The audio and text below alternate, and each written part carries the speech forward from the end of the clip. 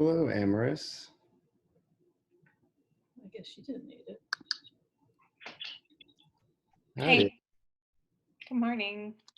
Oh. I was just about to text, what's the password? Yeah, they just required all meetings to have passwords starting last night. Can I try? I think that's good because they were having a lot of video bombing is what I heard. Yeah.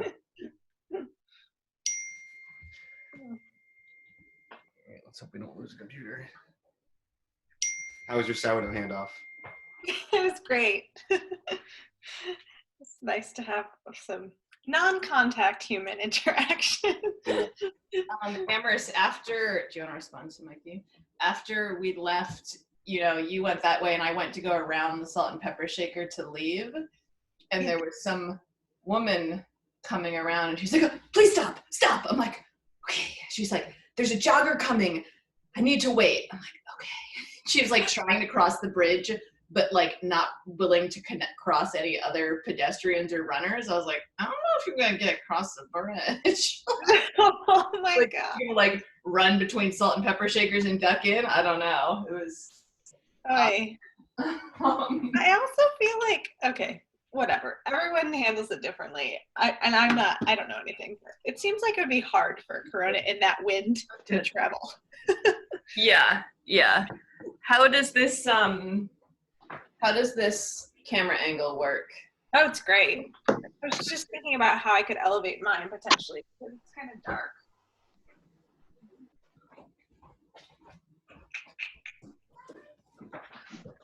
Good morning. Morning. Alice, Dolores, we got a new person. This is Christian. He's my friend. Right. Hello, Christian. Christian works with me, and he adopted some of my sourdough starters that I adopted from you, and he made his own. Wait, I met Christian before at the walking tours. Yes. This cuts off my head, Jenny. Oh, I'm sorry. Here, I can do it from there. Hello. Is that good? No, You're not cut off. Okay. Hello. You're unmuted.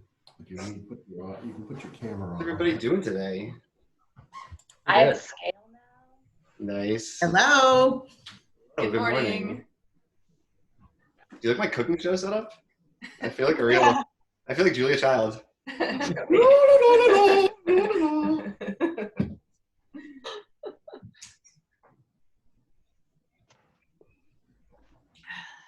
there anybody else we're expecting? I think that a big E just joined. That must be Eric. That's Eric. Gotten some volume, Jenny. Yeah, nice. Look at that. Oh, good. Oh, Eric's at the beach. Oh, the rest of us suckers are here. Yeah, I bake from the beach only. Nice. Show me you got an assistant. I've never fed my sourdough I twice. brought my helper. Oh no. Felix is wearing a mask. So bubbly. Oops. Nice. We lost you, Dolores. Yeah. How do you put that back on? Click it, please. There you go. Nice. Nice. And she's the Star Trek guy. You want to start? See, are we waiting for anybody else? Is Kelly coming? Oh, Kelly. Yeah. Oh, yeah. I'll send her a message. Did you send her the password? I just sent everybody the text. Okay. With the password. It's Focaccia sourdough. Are you showing The me? guy teaches everyone how to make sourdough, but it's interactive, so you can ask questions. And so there's two. Hi, Christian. There's obviously. I was like, is he talking to me? Talking to somebody? Cool. How's everybody's starter doing? You guys are all So fed? healthy today. So healthy. Got a lot of bubbles. Nice. All right. Got a lot of volume in there too. Yeah, Eric, let's see how it looks here. Wild card here. We had a sourdough intervention last night within 11 o'clock. I got bubbles. Hey, that's good. Oh, better than yesterday. Yes.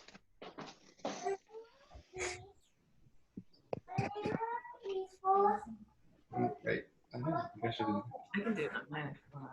I like that. Yeah, figure it out. Cool. All right. I guess I don't know. Let's get started. Let's get started on this stuff so that we can get it rising. and then I don't know. We can talk about whatever. So I got the recipe printed out. We're making a focaccia today. If you came here to make cookies, you came to the wrong Zoom meeting. So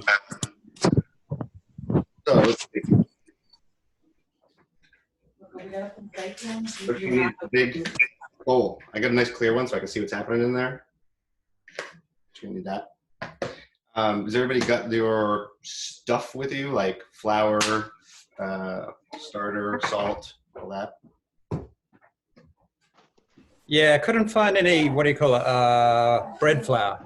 Yeah. So I'm just going with regular flour. I think that's fine. Last time I made this, I just used regular flour. It was totally fine. Yeah, I figured it wasn't that critical, but I mean. Because you're not trying to get like a ton of volume out of this bread anyway. Right. Yeah, that's what I wanted. So. Okay, apart from that, I've got my regular flour. Nice. Cool. All right, I'm just going to start doing this up. So what I did, I put this all on the scale. And actually, is everybody using a scale? Is anybody using cups and teaspoons? We got our starter. I'm using cups. I heard that. Who is Amherst's? All right, cool. We'll give you some advice in cups and stuff. Thank you. For the volumetric crew here, we're going to go with just 4 cups of flour in the mixing bowl. Everybody else, I'm going to assume that nobody else has bread flour except for me. So it's 491 grams. 491 grams or 4 cups. Get it in there. Dave, are you going to be mixing by hand or are you? Yeah. So you are welcome to use a KitchenAid or like a stand mixer like that. It probably would be easier. I'm going to mix by hand just that way I can talk and stuff and show everybody how to do it. Should be fine either way. It's kind of fun doing it by hand. You get in there. Okay. 491. Yeah, 491 grams. Jenny's doing my videography here.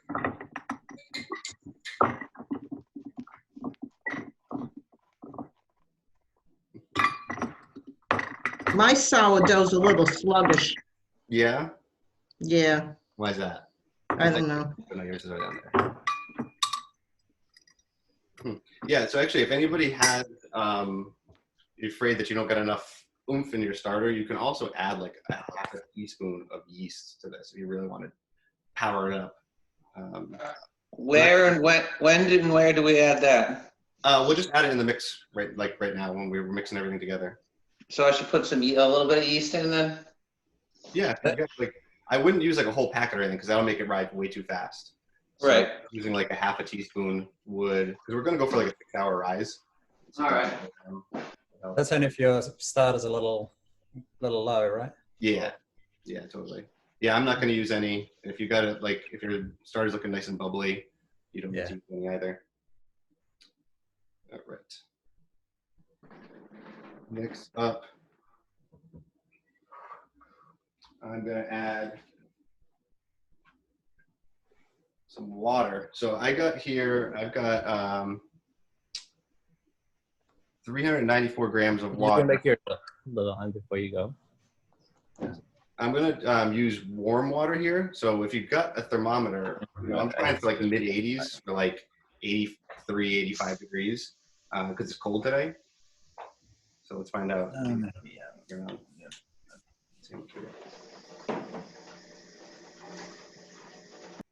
Yeah, some of the low 80s there, 80-degree water. And that's just going to keep things rolling along pretty good. You don't want to use cold water because it'll just take way too long to rise. So I'm just going to mix that in. How many cups of water? Sorry. So that is going to be 1 5/8 of a cup. Oh, okay. 1 5/8, if you can do that, or 390. I can do it, I think. It's going to require some math, some fractions. Carry the 1. Are you recording this? I think it records automatically. Yeah, it says recording. It was Kelly. David, sorry, what was the weight of water? 394. 394. Yep.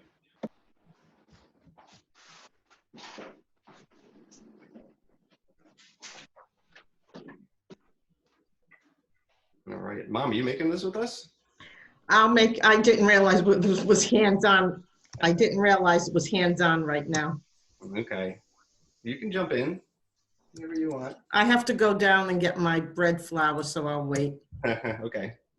Cool. Christian, are you cooking along with us? Or are you just watching and learning? We're watching this time. We're watching, but we have some questions for tips later. Nice. Sounds good. Yeah.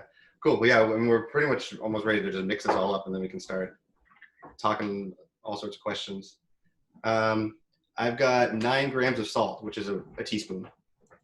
Boom. In the mix it goes.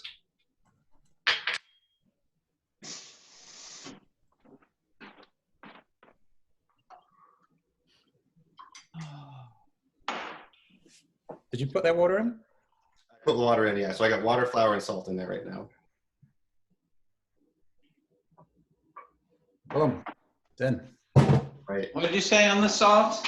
9 grams.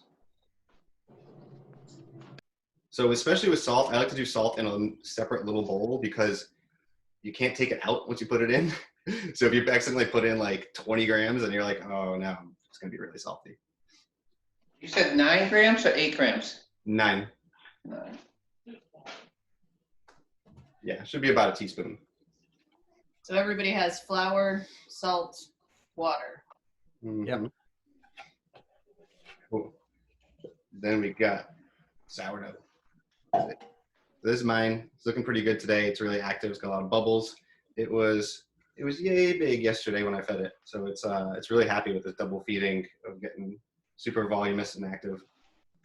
Smells good. So when you're like, working with sourdough, like make sure you just look at it, see how long it takes to rise, smell it, jiggle it a little bit, see what it's like. So this smells pretty good. It's like, it doesn't smell too sour or vinegary, but it's got a lot of aromas there. It's kind of a little sweet. So piece de resistance, we're going to take, so this is 94 grams. For Amaris, I guess that's probably just about half of what you have. How much did you say? What? For the sourdough starter? Yeah. 94. I think it's half of this. Yeah. You think it's half of what she has? I think it's half of what Amaris has, yeah. Okay. Cool. I'm a little bit over, but that's fine. It doesn't really matter if you're like a little bit over or a little bit under. All right, now comes the fun part. We're gonna mix this up. Got a spatula. Anybody got any questions before we start mixing? 9 grams. I'm sorry, I'm still in the. Yeah, 9.4. 6 less than 100. So before you start mixing, everybody has flour, salt, water, sourdough starter, and yeast for those of you using yeast. Yeah, so at this point you would add your half a teaspoon of yeast. And if I use a stand mixer, I can just start putting it in? Yeah. With the dough hook. I would use a dough hook on that. That's a good point. Yeah, I got the dough hook. Yeah. Speed 2, apparently. They said don't use anything other than speed 2. Yeah, exactly. It doesn't need to be fast. You don't want this to like send flour sent all over your kitchen.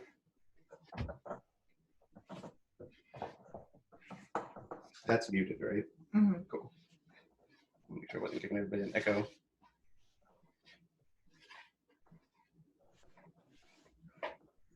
All right, so this isn't probably going to come together like a typical like pizza dough or something. It's probably going to be pretty wet and shaggy, and that's fine. That's generally with sourdough, you're going to want these high hydration doughs.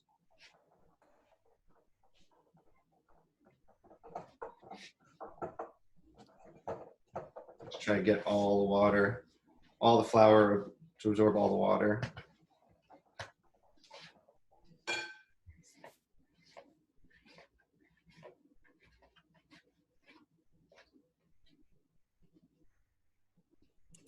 Boom.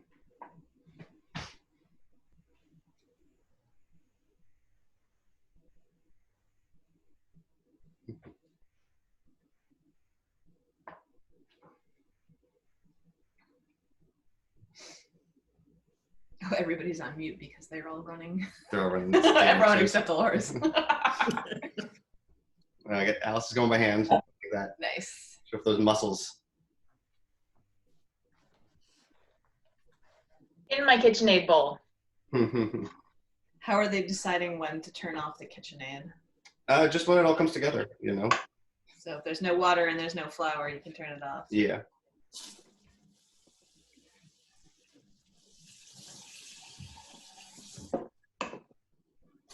Let me just try that.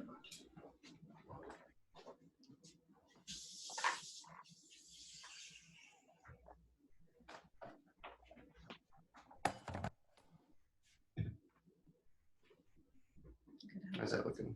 Dry compared to the rest of it. Yeah. Yeah. it's a Actually, good- there's some flour underneath too. I'm just going to switch to doing this by hand. This is the fun thing about dough, just getting it by hand. And he just pointed out I got a little bit of dry flour in there. So the good thing about doing this like with your hand instead of even with a spatula is you can feel it all. So just make sure it's all in there. Get there, squeeze it through.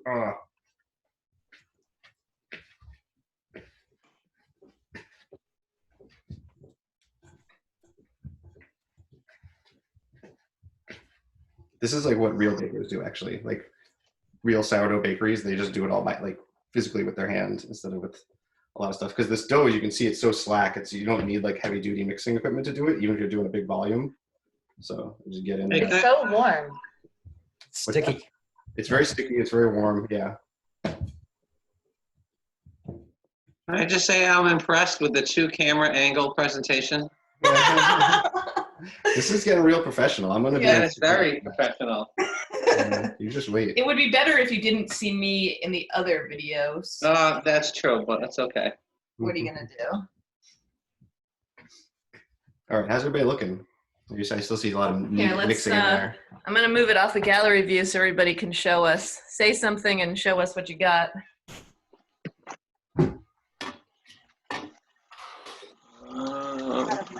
Yeah, mixing there. How's that look? Really good. Yeah, that looks pretty good. Yeah, totally. Looks smooth. It's got all the flours mixed in. Yeah. Make sure you scrape down the bowl to make sure there's no flour stuck. All right. You know. Yeah. Turn it off, scrape it down, and then one more time and probably good. All right. Who's next? Somebody make some noise so you come up on the big screen and show us. Check me out. Hey, there you go. And he's getting right in there by hand. I like it. Yeah. Looks good. Sticky. Mine's less liquidy than other people's. Is that a problem? Let's see it. see it. I can pick it up. Yeah, so maybe my math's off a little bit. I mean, throw another quarter cup of flour in there and break it up. No water. Or water, I mean, sorry. Okay. Mine is nice and goopy. Nice. Good. You know, sometimes you might want to start with a lesser amount of flour and then add it. Yeah, that's a good point. You can always do that. It is sometimes easier to add flour than to add water because water will make it all break up, so you have to mix it back together. But. Is that everybody showed their dough? Yeah, all right. Going back to gallery view so we can see everybody. Cool. So at this point, we're actually pretty much ready to just let it proof. Like you don't actually have to do a whole lot. As you can tell, there's just a few simple ingredients. What we're going to do, so throughout the day, I'm going to leave this guy in a warm place. I'm going to try to keep mine around like in the mid 70s. And so, yeah, so the way to do that is sourdough is all about temperature management, right? Your variables are time and temperature, and those always work together. So you can raise the temperature in your house. That's a good way to get it nice and warm. You can also if it's just like a few degrees off, you can put it in the oven just with the oven light on, the cold oven with the oven light on. That'll raise the temperature in your oven by like 2 degrees. So that's a good place to keep it. You can also do what I do sometimes, which is just turn the oven on for a second and turn it off, and then put your dough in there. Make sure you don't cook it accidentally. Yeah, you don't want it. Turn it on, put your hand in, make sure it's not like hot, and then. Definitely. But what we're gonna do during the day, so every half hour for 2 hours, so 4 times basically what I'm saying is, what we're gonna do is you're gonna let this thing sit for half hour, then we're gonna have to stretch it and fold it, and then you're gonna let it sit for a half hour. And that is in place of kneading. You notice we don't need this, we're not gonna put it on the counter and really go at it. If you've tried to feel this with your hand, you can tell that you can't knead this. It's just way too wet. And so this is a way to build strength in the dough and you want the dough to be strong, so that way it builds all these gluten strands, and the gluten is going to be what traps the air bubbles, and the air bubbles are what makes it rise. So to stretch and fold is really easy. All you do is you're just going to take, usually I'll wet my hand. I got some water right here. Just wet your hand, come in here, just grab the dough, pick it up, stretch it, fold it over. Rotate 90 degrees, stretch it, fold it over. So I don't know, everybody give this a dozen stretch and folds right now, just to do a little practice. It's going to be actually easier as the day goes on, as this dough sort of evolves. You see it's like all like kind of messy and sloppy, and they call it the shaggy mass right now. Later in the day, it's going to become nice and smooth as you do this. And it'll be easy. You just kind of just slide your hand underneath, grab a chunk, and fold it over. Right now, you can see it doesn't have a lot of strength because it rips when I pick it up. But as the day goes on, that actually won't rip. It'll spring back a lot. So you got to do that. It just takes 30 seconds to do that. So set a timer for every half hour. Go in there, pull it out, flip it, and that's it. Yep. And if it sticks to your hand, just wet your hand with some water. So we're going to try to avoid adding more flour to this. And it's like I said, it's a very wet dough, so it's going to be very tempting to add flour. But I'm going to try not to. Just pick that guy up and flip it over. So actually, you can already see I've already done this just probably 5 times, and it's already, the dough's ripping a lot less when I pick it up. You're probably coming up on a dozen, I imagine. Yeah. Total flips. Yeah. It's already looking a lot better. We'll give it whatever, a dozen, 2 dozen. It don't matter. So we do this 4 more half hours? Yeah. So I'll send out an email with like a schedule, just so that way everybody can remember. But it's basically like wait a half hour, fold it 4 times, wait a half hour, fold it 4 times, wait a half hour, fold it 4 times, wait a half hour, fold it 4 times. Yeah, it's about 10:30 now, so you'll do it at 11, 11:30, 12, and 12:30. Yeah. And then we let it sit for a while. So then what we're going to do at that point is we're going to put it into our baking pans. So you got a 9x13 pan, put a bunch of olive oil in there. Wait. So at 12:30. Yeah, I'll come back on at 12:30. Yeah, yeah. So people can come on, or if you don't want to, that's fine too. But we'll just at 12:30 we'll put olive oil that pan. So put a bunch of olive oil on the bottom, rub it along the sides, rub it on the bottom, and then drop this guy in there. And then at that point you're going to try to just get it to stretch to all the edges in the corner.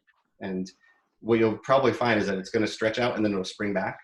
So just throughout the rest of the afternoon, just, again, like every half hour or so, pull it so you can get it to all the corners. And then once you get it to all the corners, you just leave it alone. We're not putting olive oil into the mix itself. Into the mix, no. So actually, that's a good point. So this recipe that I sent out does put olive oil into the mix. So last time I did this, I didn't do that, and it came out just fine. The reason I'm not doing it right now is because it's a lot easier if you don't, because it's going to be a lot more mixing. But actually, if anybody feels like doing that, 10 grams of olive oil. I might do it. Yeah, just put it in there and then just mix it by hand. What's going to happen is it's going to break apart a little bit. It's going to be hard to get it in, but you work it for maybe 3-5 minutes and it'll all come back together into a cohesive dough. And that'll add a lot of flavor to it, but it's not strictly necessary. So 12:30 is our expected put in pan time. Yeah, that's right. And so, we're going to put olive oil in the pan, and we're going to put olive oil on top of this thing before we bake it. So it's going to be not going to be a shortage of olive oil per se. And are we using the amount of olive oil that was supposed to get mixed in, or just a lot? Yeah, just like a tablespoon or 2, whatever it takes to cover your pan. So yeah, so you see in the recipe, it actually says 10 grams of olive oil. When you're putting olive oil in the pan or on top of it, that doesn't count as those 10 grams. So that's just up to your own discretion.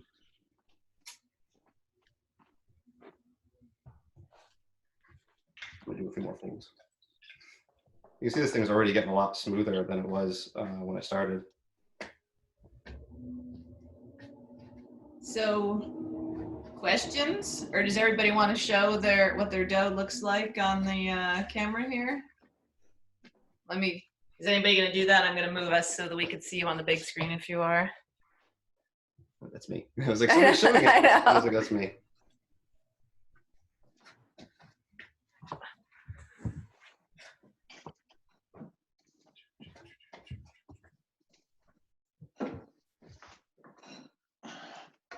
So David, when we stretch it by hand, Yeah. we cannot use the dough hook for that process? Nope, you just got to do it by hand.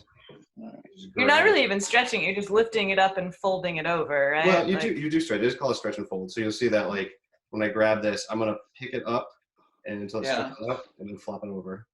So it's a gentle stretch. Yeah. You know, and that's kind of the whole point of this. You don't have to get in there and do a lot of heavy kneading.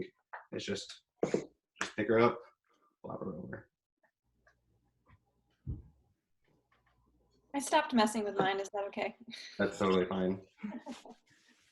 It's a little funky, but we'll find out. All right. Let's see Yeah, it. let's see Hold what you it got. up here. I mean, you can't. It's hard to. I don't know. Yeah. How is it for like stretching this? You see, like when I pick mine up, I kind of it forms these like strands. How are you doing? Are you still like really thick? It's mildly. You can't see it. It's mildly stretchy. It's breaking a little bit still, but That's fine. That's fine. Because like I said, it's gonna do that, and as the day goes on, it'll get stronger and stop breaking. okay. Cool. We'll find out. It's all good. All right. So what I'm gonna do now is just take cover, put it over there. You can put a towel over there. You can put whatever you want. Just don't seal it. Like this is a snapping Tupperware, and I'm not gonna snap it closed. Because as this thing rises, it's gonna generate gas and stuff like that, and so you don't want to like just need to give it some room to breathe. I'm just gonna quickly rinse my hands. So, what are you doing at 11 o'clock? Stretching it. Stretch and fold. All right. And 11:30? And 12 and 12:30, right? Yep. I have all my alarms set. Excellent. We'll come back on at 12:30 for anyone who wants to join and do it. Put it in the tin together if you want. If you don't want to, that's okay too. Cool. Yeah, and like I said, an important part is just going to be keeping this at a pretty warm temperature. There's nothing wrong with keeping it colder. It's just that it's going to take a lot longer. So I'm trying to get this thing in the oven at like, what do we say, like 4:30 or so, 4:30, 5 o'clock. If you leave it at a really cold temperature, you might end up in the oven at 8 o'clock or something. So just keep that in mind. Okay.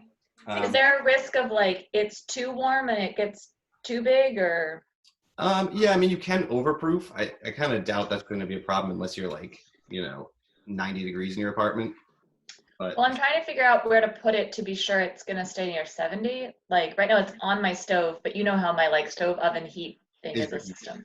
Yeah, totally. Yeah, I don't know. Figure it out. You can also, if you've got your thermometer, I want to do this right now. This is actually always a good thing to know is what's called the final dough temperature. So I'm just going to measure that. Let's see what we got in here.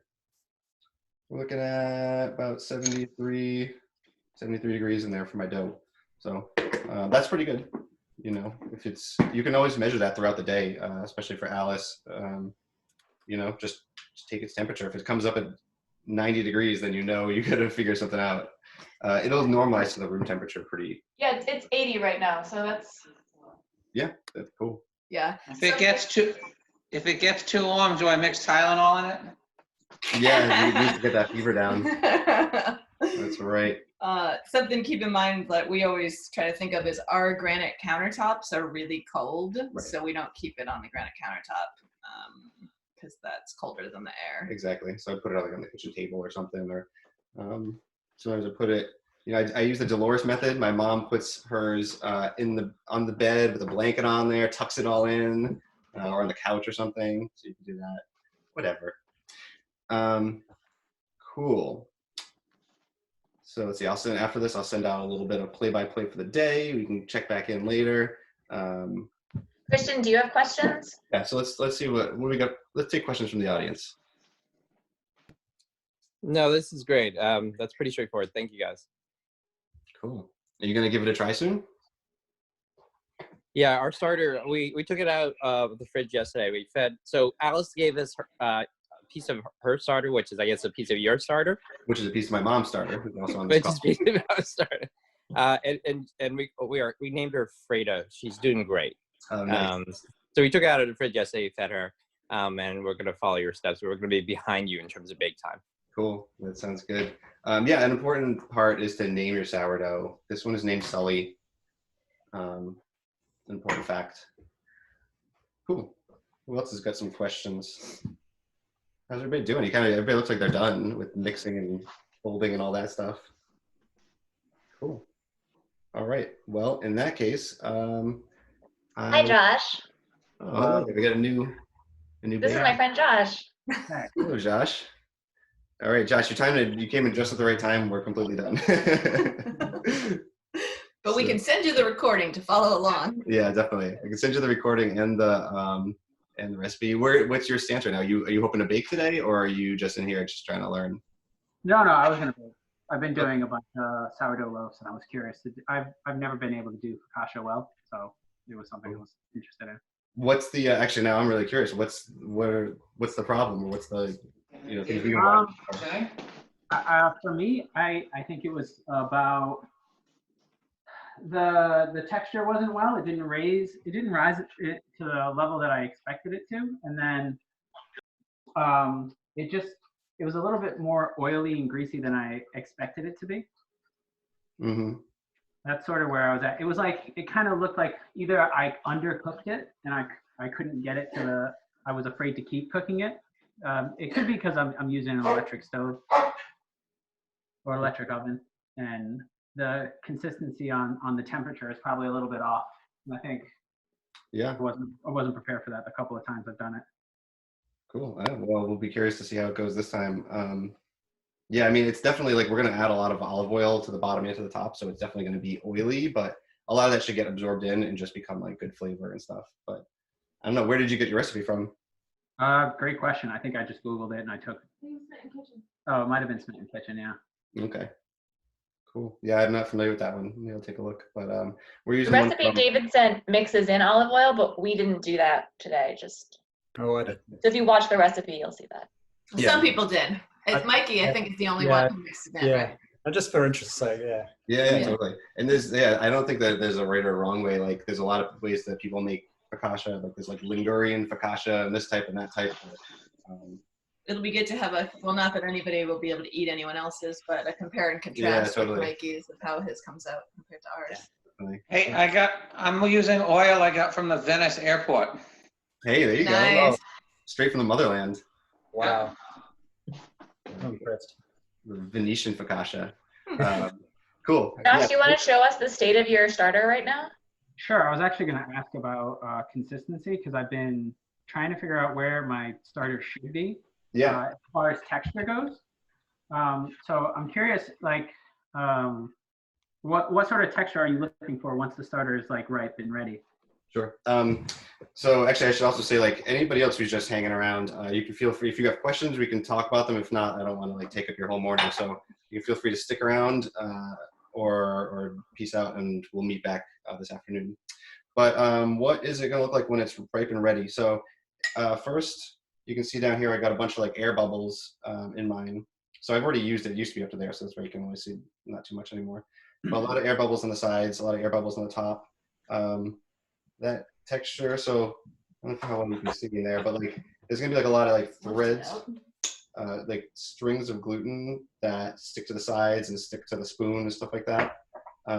It should be pretty airy. Like this is really, it just feels really light when I mix it. And actually, this is a great thing. Let's test it out right now. You can always do what they call the float test. Yeah. So I'll show this to everybody else. I forgot to have everybody do it this morning. Yeah. So the float test is something you can do to see if it's like at its peak. And so you just take a little bit. Now this is already mixed up a little, so it's probably gonna it might not be fluffy enough. But you just take a glass of room temperature water and drop a little in. So you get off the spoon. And if it floats like that one did, and it kind of sank after a second. But if it floats, then it's at the peak of its that's ready to use. Now, like I said, this one I've stirred down a bunch, so probably a lot of the air is knocked out of it, and so it didn't float. But that's it. And so like as you feed it more and kind of get a sense of the schedule and how it reacts, because everybody's is going to react a little differently. You'll know that like, all right, at 6 hours it's at its height, and then after that it starts to float, work down. So you just figure that out, and you'll know. Basically, you want to. It's gonna be most active as like on its way up when it's growing. So when that's occurring, is it bad to stir it because or do you want it to keep that sort of consistency at that point? Yeah, well, I wouldn't stir it simply because there's no reason to. But you at that point, you're not actually like, I don't need this to be, I don't actually need the bubbles in this because once I mix it into my dough, it's going to start fermenting again and making more bubbles in the dough, which is more important for me. So what, I don't know, like what's the theory behind mixing it? Oh, there's no theory. I was just curious if there was a problem with mixing it rather than, like, I think of it like pancake recipes. A lot of times you don't want to overmix, and I'm not quite sure why. I think it's because it causes the pancakes to become more dense, which I don't really understand, but I was just curious if it was a similar situation. Yeah, totally. Yeah. Yeah, I don't think you need to really worry about, so like after feeding this thing, I mix it vigorously because you want to get all that flour, you know. That's just after feeding it. After then feeding you let it, it right. sit there for. Exactly. Right. I'm more speaking to like when after it's been like well fed and you come back to it to actually cook with it. Yeah, no, just scoop out however much you want. Don't worry about mixing it too much or too little because it's going to be all mixed once it gets into the dough. And at that point, you're going to let that dough rise for hours. So you don't have to worry about knocking out the bubbles at the very beginning. Word. Okay. Yeah. Thanks. Cool. Yeah, and so for like pancake batter and stuff like that and other things, there's a lot of different reasons not to overmix other batters. One is if it's got butter in there, you might not want to totally melt the butter and break it up. Or a pancake batter, you've got baking soda in there that's bubbling up and providing a lot of air. So again, you don't want to knock out all that air.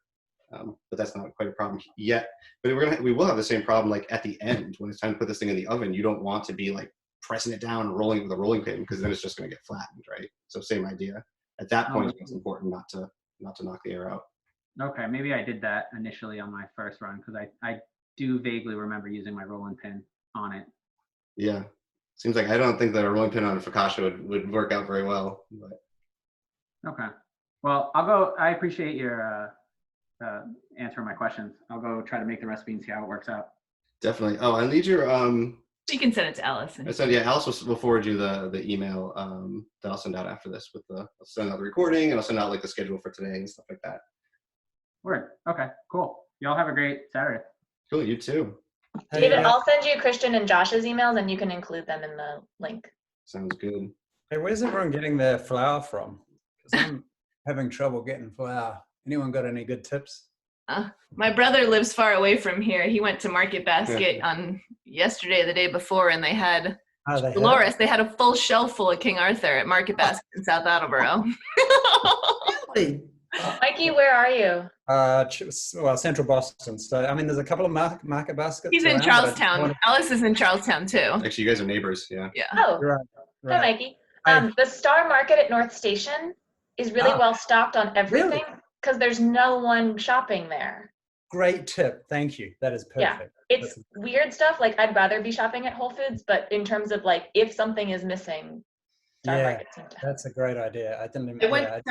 I went to Trader Joe's in Seaport on Monday, and I didn't get King Arthur flour, but I got like Trader Joe's flour. Yeah. Which is totally fine for the recipe like this. Yeah. Actually, I do have a question. Actually, you bring up a point. What have you noticed the difference between using like a bread flour, or I'm getting off into other things, but like, is there ever a real big difference between all-purpose and bread flour? Yeah. So actually, there's 3 flours that I want to talk about. It's a good question. Let's see. Well, while he's getting that, any other questions related to the focaccia or anything? Yeah, I have a quick question about focaccia. So focaccia is a same day bake, not a overnight proof like a sourdough loaf would be? You could do it as an overnight, yeah, if you wanted to. So after you put it in the pan, you could cover it with like plastic wrap or whatever and put it in the fridge overnight. I wanted to do one that was a kind of the same day situation here, so that way I wasn't dragging this out over multiple days since we're all kind of baking along. But you could absolutely put it in the fridge overnight. And with a lot of sourdough recipes or even any yeasted bread recipe, if you put it in the fridge overnight, it'll slow down the temperature, it'll slow down the rise of it, and you can get a lot more flavors as the yeast kind of develops and does its thing. So you definitely can't go wrong with that. a good question. All right, so flours, all purpose. It's for all purposes. You want to make cookies, cakes, pies, whatever, breads. You can't go wrong with this. King Arthur, we talked about last time, has got, it says right on the bag, 11.7% protein. And the protein in flour is gluten. It's gluten, and I think gliadinin is the second one. And those are what, those are like the strings that you can see form as we mix this and knead it. And that is what traps the air bubbles that make bread rise. So higher protein content is going to make a bread that can rise higher and have bigger air pockets and things like that. It's going to give it more structure. You wouldn't want to use that, for instance, when you made a cake, when you want a really fine crumb. You wouldn't want like big air bubbles in your chocolate cake. So you can't go wrong with all-purpose flour. People use King Arthur because of that higher protein content. It's higher than any other all-purpose brand. Red flour, this is coming in at 12.7%. So when we made this recipe, I mixed 30%, 70%. But you're welcome to just use 100% whole, 100% all-purpose. And I do notice a difference. I'm not like baking loaves side by side to check them out, but I've noticed that since I've been using bread flour on my sourdough breads, they've come out better. They've come out more airy and stuff. So they're basically the same price, so it's worth it to just kind of experiment, pick up a bag and see what you think are the differences. And then whole wheat. A lot of times when I'm making a sourdough bread, I'll put in like 10% whole wheat, or I'll even feed my sourdough starter maybe like 50% white and 50% whole wheat. And whole wheat is good because it has a lot more flavor to it, right? It has a different characteristic. It has a very strong flavor, so if you go 100% whole wheat, you might not like the bread that you come out with. But it has a lot of vitamins in it, because basically white flour is like this. They take the whatever it is, the kernel of wheat or whatever, and they take the husk off of it, and you're just left with the insides, which is just going to be a carbohydrate. And then it's the outside, which you get on whole wheat, that has a lot of nutrients and flavor in it. And so by doing that, I found that whole wheat flour or rye flour will boost the activity of your starter a lot. So that's worth experimenting, either putting that in your breads or feeding it to your starter and see how that makes it behave. Yeah, thanks. I appreciate that information. Mm-hmm. Yeah. Who else has got some questions?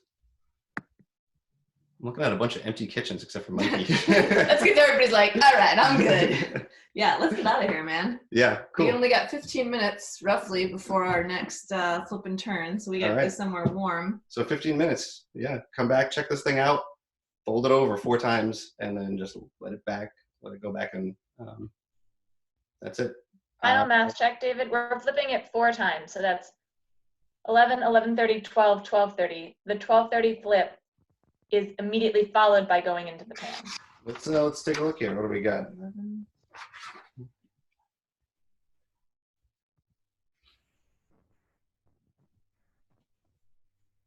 Yeah, it looks like, so let's see. So he's got 11. So that's actually 30 minutes for the remaining 2 hours.